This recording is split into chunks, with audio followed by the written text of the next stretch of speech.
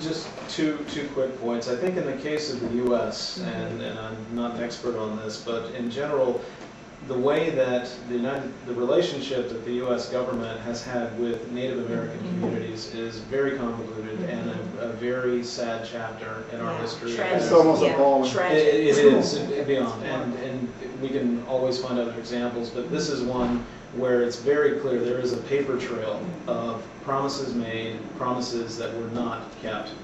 And one of those related to the ceding of land. We talk about the Trail of Tears and the forced removal of Native American populations from the southeastern part of the United States in the 1830s to what we now know as Oklahoma and other parts west, the reservations. In exchange, or around that time, there was some type of compensation arrangement that was put in place between the U.S. government and these nations that would entitle the descendants who could prove that they were of these particular, we identified tribes or original tribes, for certain rights within the United States, even though their home territories are considered sovereign. Which is why you can have a casino there, right next in the middle of tax-free casino. Tax-free casino. And in some ways, it's small compensation for what was lost, but there you have it.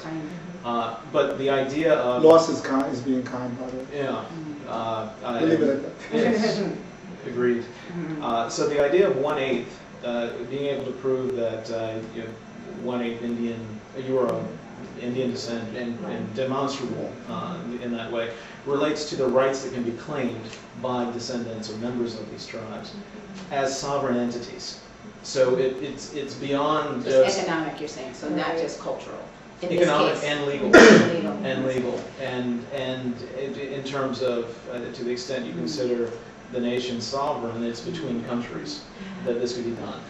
Yeah, I want Barbara to. Barbara had a train of thought reacting to my comment as far as that's one less person carrying the tradition. Right. What you have to say about that? Well, I mean, come on. The tradition will live on regardless of this one person. But what about you and who you are as a person? I mean, in terms of Jamaican, having been born and raised in the culture, even coming to school in the States, living in the States, you still carry that with you. Yeah. And what would you be without? And what would you be without? I'm glad you brought up the fact that she's Jamaican. And here's a question for you. How could you marry? I'm sorry, but actually, I want to piggyback over your question. Okay. Now, Jamaica is what, now 4 million strong? No, well, there are 2.5 million Jamaicans in Jamaica, and there are as many Jamaicans abroad. Exactly. Yeah, but that doesn't, I mean, everybody knows, I mean, I'm a prime example, wherever in the world that Jamaican finds himself or herself, we're always Jamaican. I'm Jamaican too. So, but if somebody takes you out of that, and then I guess kind of following along your question, if somebody, adopts a child from Jamaica and they go and live in Indiana somewhere, and I pick on that. Let's pick Australia. Because I know Indiana well. But, and they don't raise them in that tradition at all. Yeah. I mean, that would be something lost, yes, for the child, but again, you have to wait For the nation, lost, but it could be found again. But a question would also be, and this is an example, in Jamaica, a child coming from Nanny Town, taken out of those conditions and raised That's here, exactly. is that a loss? That's to exactly Jamaica, or is the point that I wanted to make. What ends Do you up? leave the child to in maintain that conditions- cultural tie, but keep them in poverty? I mean, the best thing, obviously what we all want is a win-win situation where the child benefits, from the better economic opportunities, but also is still in touch with his or her cultural And identity. I think that speaks to situation. a holistic situation. And I'm glad Barbara mentioned that, because what is poverty? It's not just economic. There's poverty of spirit. There's poverty of culture. There's poverty of emotional well-being. And I mean, I know it sounds a little, touchy-feely, but you got to deal with the whole person. Okay, but let's deal with the whole community. And to that I say, what happened to it takes a village? But unfortunately, villages are strange. You look at Malawi, for instance.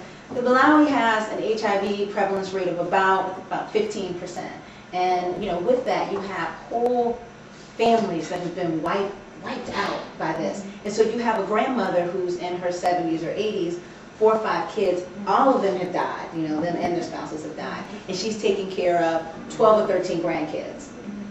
I mean, if there's another relative who has, because the average, in terms of childbirth rate, I think the average family size is about 6 kids. When you were, you know, if you got another 6 kids that are coming to live, I mean, that's just strange. I mean, so many Malawians are doing so much to try to take that village approach and to care for these orphans. You go into these remote areas and you have many children that are orphans. The people who are still there are trying to take care of them, but you know, don't have the financial resources, and it's just becoming a strain on the system. The government doesn't have the proper resources to do that as well. So yes, I agree it takes a village, but in many cases, this is, I mean, since the Maafa, when we were torn and taken away, this is, you know, one of the biggest shocks, you know, to happen in terms of... If I might, because this, and again, breakfast was wonderful. but let We me... have a question to cook. Not at all.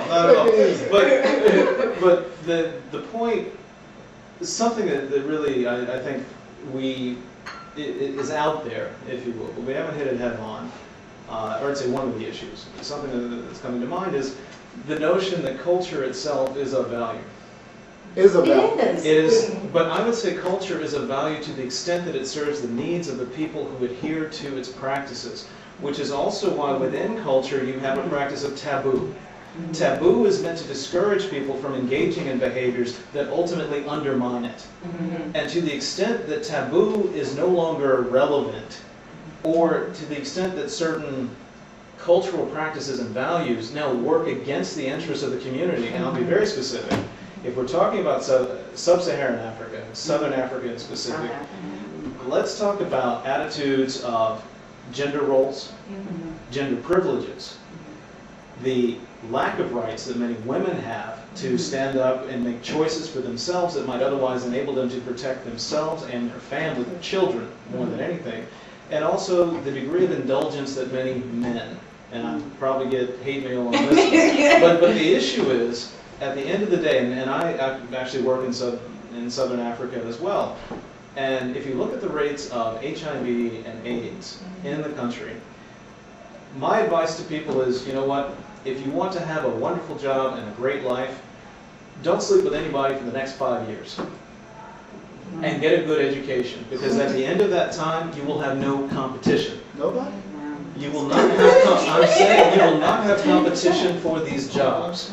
Now, the other point I would make, and this is the first time I've done anything online, anything in tape, but these are conversations that I have. Welcome, Alex. Yeah, You're amongst friends, Alex. Yeah, right. You, me, the lamppost, and everything else. Everybody. But the issue is that people value their cultures so much, why would they continue to engage in behaviors that ultimately serve to destroy them? And put it at risk. Yeah. Which they do, which they know. Because frankly, culture exists only to the extent that people have learned, practice, and then reinforce with future generations. If you are dead or dying, there's nothing that you can share with your progeny. Yeah, but you know why? But there are external forces that enter your culture that you were not familiar with or prepared to deal with. Okay. And it takes generations of the culture to deal with it and learn how to best, you know, ward off that potential threat. Okay. Case in point, no. Okay. I'm gonna get in trouble now. Let's Okay, get into okay, it. but forgive me. Okay. Okay. This is not just so much in Africa, but there are cultures It's here too. where men are permissive. Okay. Promiscuous. So Yeah, just And call it women, one and women are permissive. that's not what I'm saying. Everyone is codependent. Okay. So there's a codependency there. Men are promiscuous. And unfortunately, the culture allowed it for generations. Now For you have different reasons. Well, you mean- But let's be one second. specific. When you're talking about in certain cultures in other parts of the world, whether it's Africa or you know Asia, other parts for of the that matter world, of fact. where people have multiple wives. In some cases, there weren't enough men to go around the community. Women at the time. To repopulate the. But also in terms Conflict. of conflict to protect the village, to protect the family. If a